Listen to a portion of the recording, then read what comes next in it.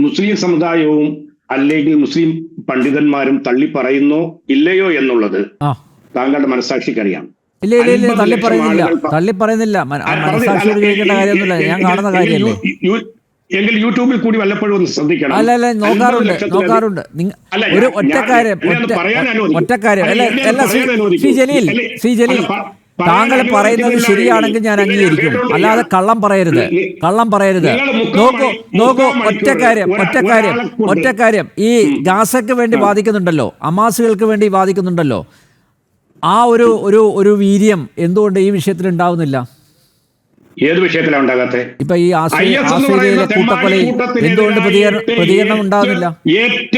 ഏറ്റവും കൂടുതൽ പോരാട്ടം നടത്തിയത് ഇസ്ലാമിക് രാഷ്ട്രങ്ങളാണ്. സൗദിയും ഖത്തറും ബഹ്റൈനും സിറിയയും. അതെ, അവര് മാറി ചിന്തിക്കുന്നുണ്ട്. പക്ഷേ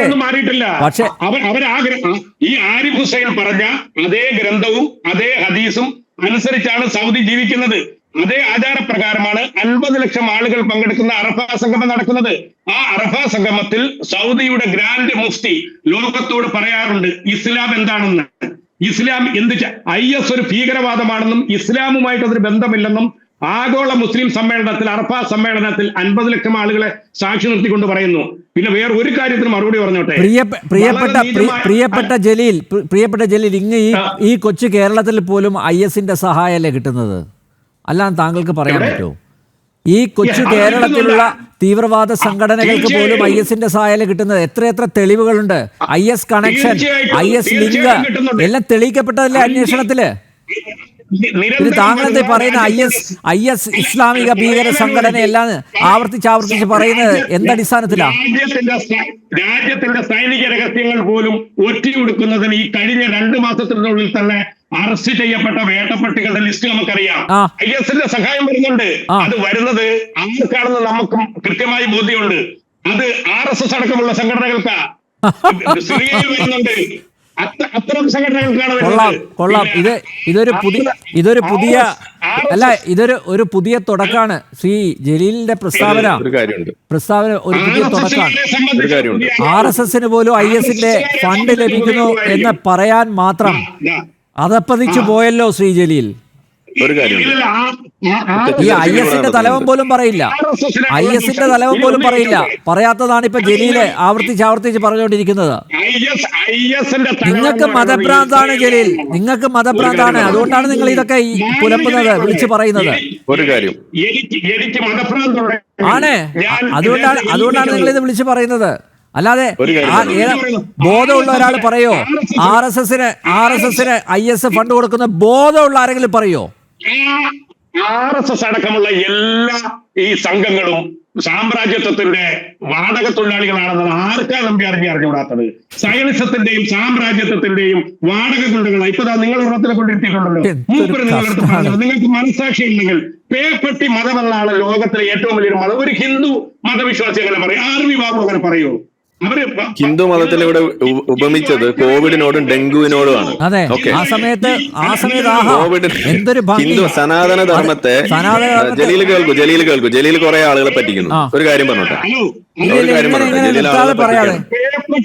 മറുപടി പറയാൻ ഒരു കാര്യം പറഞ്ഞോട്ടെ.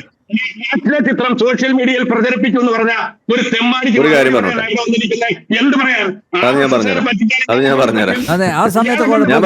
ജലീലൊന്ന് സമാധാനിക്കും. ജലീലൊന്ന് സമാധാനിക്കും. ഇവിടെ പേപ്പട്ടി മതം എന്ന് വിളിച്ചതാണ് പ്രശ്നം. ഇവിടെ ഹിന്ദു മതത്തെ ഇവിടെ വിളിച്ചത് ഡെങ്കു മതമെന്നും അതുപോലെ തന്നെ കോവിഡ് മതമെന്നുമാണ് വിളിച്ചത്. വൈറസ് ആണ്, ഒരു ഡെഡ്ലി വൈറസ് ആണെന്നാണ് ഇവിടെ ഹിന്ദു മതത്തെ വിളിച്ചത്.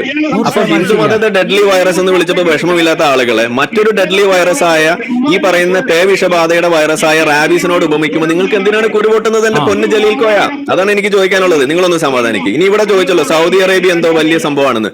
സൗദി അറേബ്യ ഇപ്പൊ ഇവിടെ ബാർ വരെ തുടങ്ങുന്നു. സൗദി അറേബ്യ 100% ഇസ്ലാമാണെന്നാ പറയുന്നത്. അപ്പൊ ഈ പറയുന്ന കള്ള് വിളമ്പുക എന്ന് പറയുന്നത് ഇസ്ലാമിന്റെ ഭാഗമാണോ? എനിക്ക് അറിയാൻ വയ്യാഞ്ഞിട്ട് ചോദിക്കുകയാണ്. നിങ്ങൾ ഏത് ഇസ്ലാമിനെ കുറിച്ചാണ് പറയുന്നത്? അപ്പൊ ഞാൻ നിങ്ങളോട് പറയുന്നു, ഇത് പറയുന്ന സമയത്ത് RSS എന്തെങ്കിലും വാങ്ങണ്ടെന്ന് പറഞ്ഞിട്ട് നിങ്ങൾക്ക് മുങ്ങാൻ കഴിയില്ല. ഒറ്റ ചോദ്യത്തിന് നിങ്ങൾ ഉത്തരം പറയാ. ISIS ചെയ്യുന്നതിൽ അനിസ്ലാമികമായ ഒരു കാര്യം നിങ്ങൾ ചൂണ്ടിക്കാണിക്കുക.